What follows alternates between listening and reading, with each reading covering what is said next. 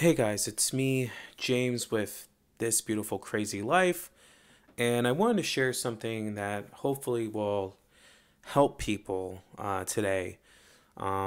This is a very personal story, not one that I particularly like to share, and honestly, I might not even post this video, but I'm gonna record it and think about it possibly, but it might help someone.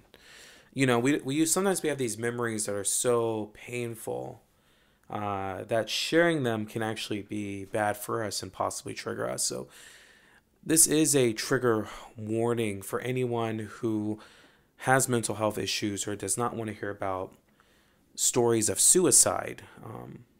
So, we're coming up here against 4 years ago, getting pretty close to when I attempted to take my own life. It's not something I share. Only a few people know about this struggle I've had, and it was devastating. Since I was young, I've always struggled with depression, anxiety, and then back in 2018, I was given some steroids to help with my allergies, and did not work out for me super well. It left me very depressed, more than usual, and it had me hallucinating for about a month almost. It was agonizing. Or I mean, it was probably like 3 weeks, but it was terrible. I went to a doctor so many times. Super anxiety. I always felt like my heart was beating out my chest. They said, "Hey, man, you just have to get through it." Doctors weren't super helpful. They gave me some antipsychotics, and they just put me to sleep. But then when I would wake up, I would be hallucinating again, and it was terrifying. And at some point, I was like, "Dude, It's been 3 weeks. I've seen two, three, four doctors. Went to the ER like at least I went to ER twice a week for like 3 weeks.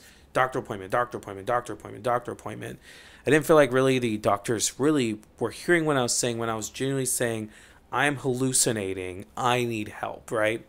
And that's a whole nother story about that, and just the medical, industry.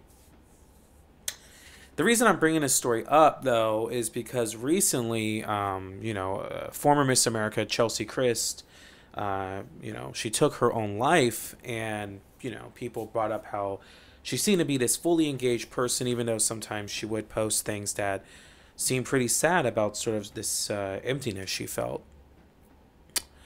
And it just made me think about whenever I read these stories, I'm instantly triggered. It's just not fun for me to read. It's always extremely sad for me to read, and sometimes it makes me think: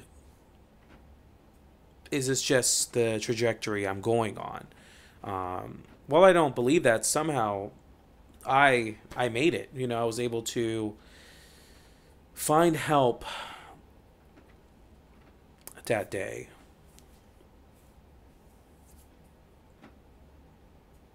And other people aren't able to.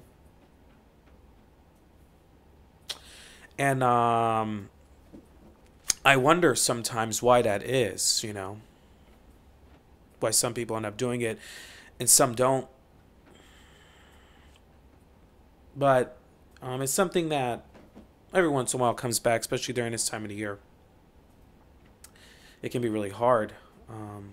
I think about how sharing this can impact my life for future jobs. I mean, or future ministries. A lot of places say they're open for mental health, but many people have stories that that's not always the case.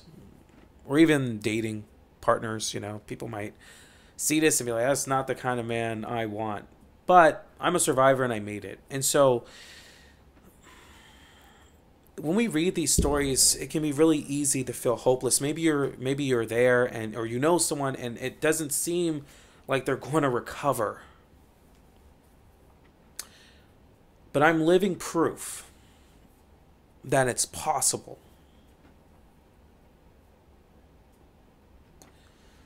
I meet a lot of sad people, and we live in a world that is extremely difficult. It's lonely. Sometimes I sit because I'm a Christian. I do ministry. I get to shepherd people. and maybe pastors can relate to this, or other people do ministry, like, or maybe you do a nonprofit where you just help people who feel like they're hopeless. It can be hard to try and figure out like what to really say to someone when they're feeling as if there's no hope. Does prayer work? Does being community work? Some people, they do it all and then they still end up hopeless. And we always go back to those stories, but we need to start highlighting how many of us have suffered and made it through. There's so many people, whether it's veterans or people with mental illness or just so many things that happen to people. I've had intrusive thoughts since I was a child, coming from a very abusive home, and I have been thinking about killing myself for years. From I was like a small child to an adult, and then I finally tried it.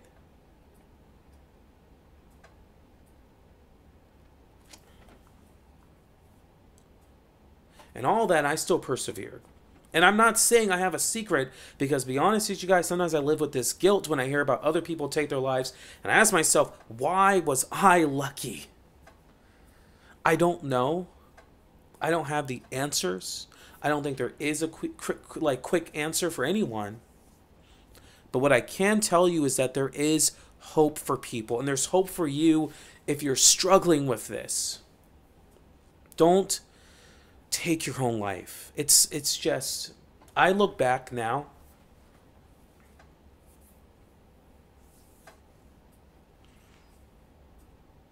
And I have been able to accomplish so much in the last 4 years.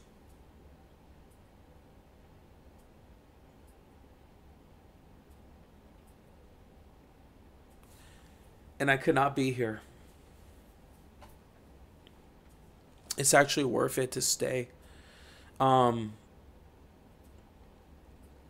really don't even want anyone to actually watch this video, because it's painful and the internet is cruel.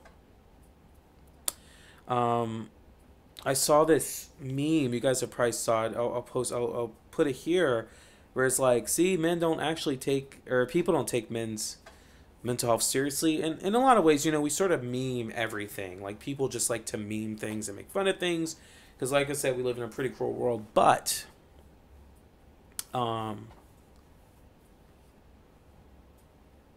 lot of people are scared. A lot of men are scared. A lot of women are scared. Like, no one wants to be known as the person who committed suicide. That's not what anyone wants to be known for. And we like to be like, you're a survivor, you're this, you're that. But no one wants that part of their identity. And if I can, I try to run away from this thought and that past as much as I can, instead of feeling it, because it hurts to think about it.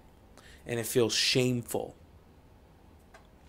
But if you are struggling, please tell someone, because what ended up happening when I actually told people all the fears I had about being judged or losing my job or losing this position or all those things didn't happen. Instead, people came around me. And also, though, you know, people were very kind. And not always understanding, to be honest. There's times where people just didn't get it. If you've never had depression or anxiety or a traumatic event, it just might not ever make sense. I've noticed when I'm not feeling depressed, which I'm, you know, it's hard for me to even relate to people who are feeling that way because you're so far removed from it. So I get it can be hard and it's scary and people aren't always going to understand, but it's better than being dead. That's just it. It's better than that. I really hope YouTube doesn't destroy this video. I mean, I'm not monetized. This is a small channel. I just know sometimes when you use certain words, they'll do that because the algorithm doesn't know. But if one person sees this and one person decides that their life is worth living, then I did something. So share this with a friend. Tell me what you think in the comments. If you need help, if you need, I can pray for you. There's resources out there. Call the crisis helpline. You don't have to be alone.